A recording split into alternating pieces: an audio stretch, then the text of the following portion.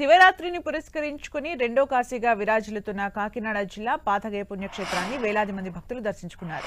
శ్రీ రాజరాజేశ్వరి సమేత శ్రీ కుక్కుటేశ్వర స్వామి ఆలయం భక్తులతో కిటకిటలాడుతోంది. శివనామ స్మరణతో ఆలయం మార్మోగుతోంది.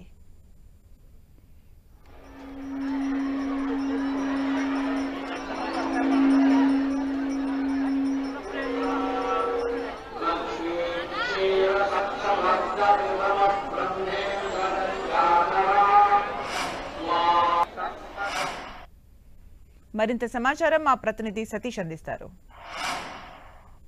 శివరాత్రి పర్వదినాన్ని పురస్కరించుకొని శివాలయాలన్నీ శివనామస్మరణతో మారుమవుతున్నాయి. ప్రస్తుతానికి ఉమ్మడి తూర్పుగోదావరి జిల్లా వ్యాప్తంగా చూసుకుంటే కనుక తెల్లవారుజాము నుంచి కూడా శివాలయాలన్నీ భక్తులతో కిటకిటలాడుతున్నాయి. శివుని దర్శించుకొని పునీతులు అవుతున్నారు. ప్రస్తుతానికైతే మనం పాతగయ క్షేత్రంలో ఉన్నాం. పాతగయ క్షేత్రంలో కుక్కుటేశ్వర స్వామిని దర్శించుకునేందుకు తెల్లవారుజాము నుంచి కూడా భక్తులు పోటెక్కారని చెప్పుకోవచ్చు. ఉమ్మడి తూర్పుగోదావరి జిల్లా వ్యాప్తంగా మనం చూసుకుంటే కనుక పంచారామ క్షేత్రాల్లో 2 క్షేత్రాలు అయితే మాత్రం ఉమ్మడి తూర్పుగోదావరి జిల్లాలో ఉన్నాయి.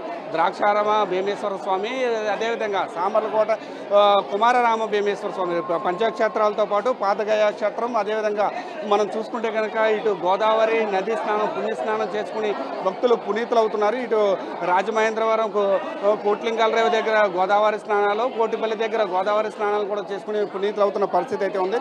ప్రస్తుతానికి మనం పాతగయ క్షేత్రంలో కుక్కుటేశ్వర స్వామి సన్నిధిలో మాత్రం ఉన్నాము. అసలు శివరాత్రి అంటే ఏంటి, శివరాత్రి విశిష్టత ఏంటో తెలుసుకునేందుకు మనతో పాటు పురోహితులు అయితే ఉన్నారు. వారిని అడిగి మరింత సమాచారం తెలుసుకునే ప్రయత్నం.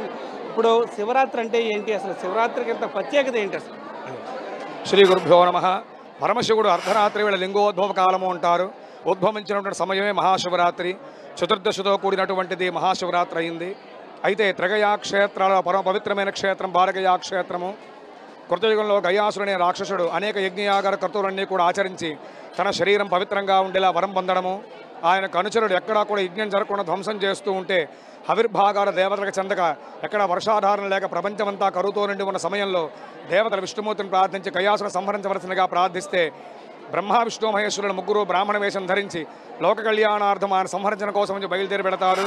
ఆయన ముగ్గురు బ్రాహ్మణులకి నమస్కారం చేస్తే లోక కళ్యాణార్థాన్ని శరీరంలో యజ్ఞం చేయాలని చెప్పి ఆయన అడిగితే దానికి ఆయన అంగీకరించి తన శరీరాన్ని వారికి ఇవ్వడం జరుగుతుంది. 7 రోజులు యజ్ఞం చేస్తామయ్యా, 7 రోజులు కూడా కదలకూడదు, ప్రతిరోజు తెల్లవారుజామున కోడి కూస్తుంది, అలాగే 7 రోజులు పూర్తయితే లేవాలని షరతు పెడతారు. మధ్యలో లేస్తే యజ్ఞం ఆగిపోతే సంహరిస్తామంటారు. 6 రోజులైనా కూడా ఆయన లేకపోయేసరికి ఇక్కడ పరమశివుడు ఆ యజ్ఞాన్ని భగ్నం చేయాలని చెప్పి పరమశివుడే కుక్కుడారావం కోడి అవతారంలో కుక్కుడారావం చేసేసరికి నిజంగా తెల్లవారుజాము అయిందేమో, కోడి కూసుందని ఆయన లేవడం జరిగింది. దాని కారణం యజ్ఞం ఆగిపోతే ఆయన సంహరిస్తే ఆయన శరీర భాగాల శిరస్సు బీహార్ గయా క్షేత్రము శిరోగయ, గయాసుర వక్షస్థల భాగం ఒరిస్సా రాష్ట్రం జారిపూర్ నాభిగయా క్షేత్రము, గయాసుర పారంపర్య ప్రదేశం పారగయా క్షేత్రంగా విరాజిల్లుతోంది. ఇక్కడ శ్రీ స్వామివారి గయాసుర సంహరణార్థం అర్ధరాత్రిలో కుక్కుడారావం చేసి కోడి రూపంలో లింగ రూపంలో స్వయంభూగా వెలిసి ఉన్నారు. కోడిని కుక్కుడు అంటారు కాబట్టి స్వామివారి కుక్కుటేశ్వర స్వామిగా విరాజిల్లుతూ ఉన్నారు. అంటే లింగోద్భవం అంటే ఏంటి, లింగోద్భవ కాలంలో భక్తులు శివుని ఏ విధంగా దర్శిస్తారు? పరమశివుడు ఉద్భవించినటువంటి సమయం లింగోద్భవ కాలము. ఇటువంటి సమయంలో కనుక స్వామివారి దర్శనం చేసుకున్నట్లయితే స్వామివారి అనుగ్రహానికి పాత్రులవుతారని చెప్పి మహాశివరాత్రి సందర్భంగా ఈ తెల్లవారుజాము నుంచి కూడా స్వామివారి నిజరూప దర్శనాలన్నీ కూడా ఏర్పాటు చేయడం జరిగింది.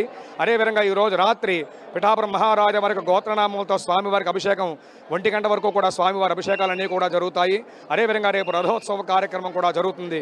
కాబట్టి భక్తులు యావన మంది కూడా వచ్చి ఆ స్వామివారి దర్శనం చేసుకుని స్వామివారి కృపకు పాత్రలు కావాల్సిందిగా కోరుచున్నాం. భక్తులందరూ కూడా శివనామ స్మరణతో చేస్తూ శివ శివ అంటూ కూడా శివుని అయితే మాత్రం దర్శించుకున్న పరిస్థితి కూడా ఇక్కడ ఉందని కూడా మనం చెప్పొచ్చు.